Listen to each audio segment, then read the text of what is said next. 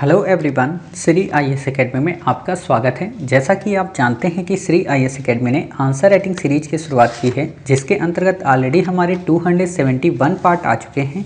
ये हमारा पार्ट 272 है। अपने इस पार्ट में हम देखेंगे कि आपके द्वारा हमारे टेलीग्राम चैनल पर किस प्रकार का प्रश्न लिखकर भेजा गया, उसे आपने किस तरीके से लिखा और वास्तव में आपको उसमें किन किन बिंदुओं को ऐड करने की आवश्यकता है। तो चलिए शुरू करते हैं। जैसा कि आप देख रहे हैं, ये प्रश्न आपके द्वारा हमारे टेलीग्राम चैनल पर लिखकर भेजा गया है। तो सबसे पहले हम आपके इस प्रश्न को पढ़ेंगे, फिर आपके उत्तर को पढ़ेंगे और देखेंगे कि वास्तव में इसे आपने कैसे लिखा है और इसमें किन किन बिंदुओं को ऐड करने की आवश्यकता है। आपका प्रश्न है, भारत सर्वाधिक युवा आबादी वाला देश है, किंतु इनके लिए रोजगार सृजन आज सबसे बड़ी चुनौती है। इस संदर्भ में अटल इनोवेशन मिशन किस प्रकार इन चुनौतियों का सामना करने में सहायक सिद्ध हो सकता है, चर्चा करें। आपने लिखा है, भारत पूरे विश्व में सर्वाधिक युवा आबादी वाला देश है, किंतु इस भारतीयों के लिए रोजगार सृजन भी आज एक बड़ी चुनौती है। 2011 के आंकड़ों के अनुसार देश की कुल जनसंख्या का 65% लोग 25 वर्ष के आयु वर्ग वाली युवा आबादी है, जिनमें 13 करोड़ लोग बेरोजगार हैं। इन 13 करोड़ में शिक्षित रोजगार 13 करोड़ में 8 करोड़ शिक्षित रोजगार जबकि 5 करोड़ अशिक्षित रोजगार हैं। इसके कुछ प्रमुख कारण निम्नवत हैं: गुणवत्तापूर्ण शिक्षा का अभाव, कौशल विकास का निम्न स्तर, बृहद पैमाने पर रोजगार के अवसर की अनुपलब्धता, अनियंत्रित जनसंख्या, तकनीकी शिक्षा का अभाव। उपरोक्त समस्याएं भारतीय समाज में मूसलाधार जड़ रूप धारण किए हुए हैं। जड़ रूप धारण कर गरीबी व बेरोजगारी नामक पेड़ को सींच रही हैं। अर्थात देश में रोजगार के विकल्पों की कमी के साथ साथ लोगों में आवश्यक योग्यता का अभाव भी है।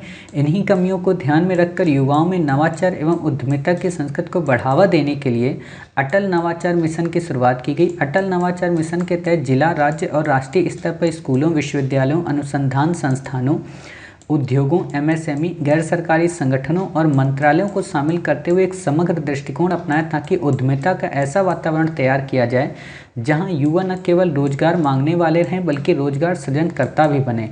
इन्हीं चुनौतियों को कम करने हेतु AIM अटल इनोवेशन मिशन, इसको इंग्लिश में लिखा करो, बड़े में, कैपिटल लेटर में, ठीक है, एम मतलब, द्वारा उठाई गई कई पहल मददगार हैं। जैसे अटल टिंकरिंग लैब की मदद से स्कूली का में बड़े ऊ की मात्रा, स्कूली स्तर में कक्षा 6 से 12 तक के विद्यार्थियों की 3D प्रिंटिंग, प्रिंटर इत्यादि जैसे उपकरणों व तकनीक का उपयोग कर उन्हें टिंकर करने में सक्षम व उनमें नवीन मानसिकता का विकास होगा। वहीं विश्वविद्यालय, निजी और गैर निजी संस्थानों में विश्व स्तर के स्टार्टअप्स को बढ़ावा देने के लिए अटल इंक्यूबेटर सेंटर्स नामक पहल मददगार है। इतना ही नहीं, अटल न्यू इंडिया चुनौती नामक पहल की मदद से देश में उत्पाद, सेवा, नवाचार को बढ़ावा देने, समाज व अर्थव्यवस्था के हित में विभिन्न मंत्रालयों के अनुरूप बनाने में ले सकते हैं। साथ ही अटल सामुदायिक नवाचार केंद्र से ग्रामीण व शहरी क्षेत्रों में सामुदायिक स्तर पर लोगों में नवाचार की भावना का विकास होगा। साथ ही मिशन के सभी पहलों का समर्थन करने, उन्हें बढ़ावा देने हेतु विशेषज्ञों, उद्यमी और शिक्षा जगत के व्यक्तियों के बीच स्वैच्छिक तालमेल और परामर्श तथा भागीदारी सुनिश्चित की जानी चाहिए। निष्कर्षतः भारत जैसे विकासशील देश में कई विकल्प मौजूद हैं विकास की ओर अग्रसर होने के लिए। बस आवश्यकता है उन विकल्पों को एक साथ जोड़ने की, जिसे AIM के पहलों से जोड़ा जा सकता है। बहुत ही बेहतरीन आपने उत्तर लिखा है। मतलब बेहतरीन इसलिए आपने लिखा क्योंकि आपने कहीं पर भाषा को टूटने नहीं दिया। आपने जो कंजंक्शन बार बार उपयोग किए हैं साथ में, बहुत ही अच्छा आपने किया है। मतलब ऐसे ही अगर आप लिखती रही आंसर, तो मैं देख रहा हूँ 10 दिन में वाकई में आप सब लोग आंसर बहुत अच्छा लिखने लगे हैं।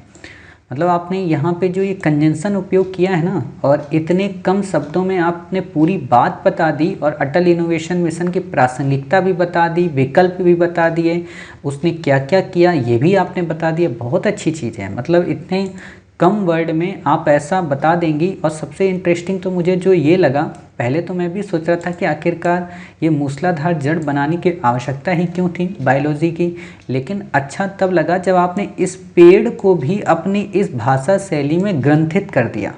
वास्तव में ये चीज़ ना एग्जामिनर को काफ़ी अच्छे ढंग से प्रभावित करती है।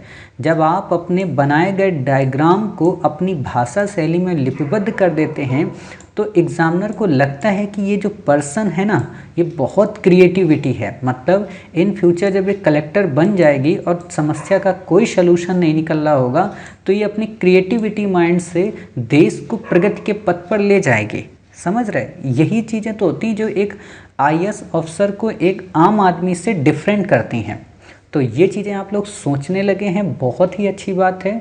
और अच्छी बात इसलिए भी क्योंकि आपने टू द पॉइंट उत्तर लिखा है। अगर मैं ये कहूँ कि जो मैं हमेशा कहता हूँ कि सबसे पहले आपको प्रश्न के पार्ट बाय पार्ट को एक्सप्लेन कर देना है, फिर उसको एक तरीके से डिस्क्राइब कर देना है, तो आपने यहाँ पे क्या किया, पहले आपने बता दिया कि आखिरकार युवा आबादी कैसे है, चुनौतियाँ कैसे हैं, उसमें अटल इनोवेशन मिशन क्या सहायक के रूप में काम कर सकता है, और निष्कर्ष आपने दे दिया। बहुत अच्छा आपने उत्तर लिखा है। लेकिन आप अच्छे से जानते हैं कि हमारा तो उद्देश्य है कि आपको बेहतर से और बेहतर बनाएं। तो आप क्या कर सकती हैं, इसको और बेहतर से बेहतर बनाने के लिए ये जो लाइन है ना, इस लाइन को पूरी तरह से इरेज कर दें। यूपीएससी का हमेशा कहना है कि हम जो प्रश्न आपसे पूछें उसे दोबारा आप हमें मत बताएं, अर्थात हमारे द्वारा किए गए कोडेड प्रश्न को दोबारा कोड में लिपिबद्ध मत करें। ठीक है, तो आप इस लाइन को पूरी तरह हटा दें। दूसरी इम्पॉर्टेंट बात क्या है कि आप जब यहाँ पे आंकड़े देना, मैं ये नहीं समझ पा रहा हूँ कि आप लोग सब लोग यही क्यों लिख रहे हो 25 वर्ष के आयु वर्ग वाले आबादी। ठीक है, आपको यहाँ पे क्या करना है, 18 से 64 वर्ष के आयु के, है ना, इसको युवा आबादी माना जाता है। हमारे यहाँ युवाओं की परिभाषा यही है, तो इसलिए आप इसका उपयोग कर सकती हैं। ठीक है, अब यहाँ पे जब आप लिखेंगे तो आप डायरेक्ट ऐसे लिखेंगे कि 2011 की जनगणना के अनुसार देश की कुल जनसंख्या के 65% आबादी युवा है। अब 65% आबादी युवा, अब आपने जब युवा बोला ना तो ब्रैकेट में यहाँ डाल दो 18 से 64 वर्ष, जिसमें से 13 करोड़ लोग बेरोजगार हैं। ठीक है, अब ब्रैकेट में डाल दो 8 करोड़ शिक्षित और 5 करोड़ अशिक्षित। क्लियर, तो इससे आपके ये वर्ड पूरे बच जाएंगे। ठीक, अब आपने बता दिया कि शिक्षित और अशिक्षित, इसी दिशा में अब बताइए कि बेरोजगारी के इनके अन्य कारण हैं, उन कारणों को आप बता दीजिए। ठीक, और फिर जैसा कि आपने बताया इसको बता दीजिए। अब प्रश्न उठता है कि सर क्या प्रश्न हमारा सच में कंप्लीट हो गया? तो आप अगर चाहें तो, क्योंकि ये प्रश्न क्या कह रहा था कि अटल इनोवेशन मिशन सहायक हो सकता है, आप यहाँ पे अन्य मिशन का भी जिक्र कर दें, स्टैंड अप का, स्टार्टअप्स का, स्किल इंडिया का, आप युविका प्रोग्राम का जिक्र कर सकती हैं जो कि साइंस टेक का इनिशिएटिव है। ठीक है, कि लोगों के अंदर विज्ञान के प्रति क्यूरियोसिटी को डेवलप करना। ठीक है, आप यहाँ पे एकलव्य मॉडल स्कूल का जिक्र कर सकती हैं ताकि बच्चों के अंदर जो एक पढ़ाई के प्रति, एजुकेशन के प्रति जो लगन है वो जग सके। ठीक है, आप इसमें और भी कई सारे पोर्टल, स्वयं पोर्टल का जिक्र कर सकती हैं कि लोग वहाँ पे स्किल्स को भी सीख सकते हैं एजुकेशन के माध्यम से। ठीक है, आप यहाँ पे आप कॉमन सर्विस सेंटर का उल्लेख कर सकती हैं। ये सारी चीज़ों को अगर आप मिला देंगी तो आपका उत्तर और बेहतरीन हो जाएगा। डिजिटल इंडिया तो आप अच्छे से जानती हैं, मुद्रा योजना आप अच्छे से जानती हैं, उन सबको मिक्स कर दें, आपका उत्तर और बेहतरीन हो जाएगा। कहने का मतलब ये है, जैसे आपने यहाँ पे बताया ना लास्ट में कि विकल्प बहुत सारे, कई विकल्प मौजूद हैं, आप ब्रैकेट में डाल दें विकासशील देश में कई विकल्प मौजूद हैं, स्टार्टअप इंडिया, ठीक है, स्किल इंडिया, न्यू इंडिया। ठीक है, इन चीज़ों को आप लिख दें और फिर आप बता दें कि उन विकल्पों को एक साथ जोड़ने की मतलब इन सब विकल्पों को एम के साथ जोड़ देना। और जब भी आप, हमेशा एक बात बताऊँ, जब भी आप स्कीम लिखा करें ना, बड़ी स्कीम जो भी आती हैं, जैसे मान लीजिए हम आपको स्कीम अगर कोई बताएं कि अमृत महोत्सव, ठीक है, या आयुष मिनिस्ट्री, तो आयुष आपको हिंदी में आयुष नहीं लिखना है, आयुष आपको ऐसे लिखना है AYUSH। ठीक है, क्यों? आयुर्वेदिक, यूनानी, ठीक है, आयुर्वेदिक, यूनानी, सिद्धा, ठीक है, होम्योपैथिक, ये इसका मतलब होता है। तो इसलिए आप इसमें बड़े बड़े वर्डों का उपयोग किया करें। क्लियर? तो इंग्लिश में लिखेंगे। अब मान लीजिए आपने एम ऐसे लिख दिया तो आपका उत्तर काफ़ी बेहतरीन हो जाएगा। ठीक, तो इस तरीके से आप इसको लिख सकती हैं। इसमें आप नीति आयोग को भी मिक्स कर सकती हैं, हालांकि लास्ट में ही ये सब मिक्स होगा, शुरू में नहीं, क्योंकि इसमें सहायक बोला है ना, यानी कि और भी कारण या और भी हमारे पास ऐसे उपकरण हैं जो भारत में एक तरीके से इस बेरोजगारी की समस्या को दूर कर सकते हैं। ठीक है, तो आप उम्मीद है आप ये समझ सकती हैं कि कैसे हमें उत्तर लिखना है और किन किन बातों को हमें नहीं लिखना है। ठीक है, मिलते हैं फिर आप ही के द्वारा भेजे गए एक नए प्रश्न के उत्तर के साथ। तब तक अपना ख्याल रखिए और स्वस्थ रहिए।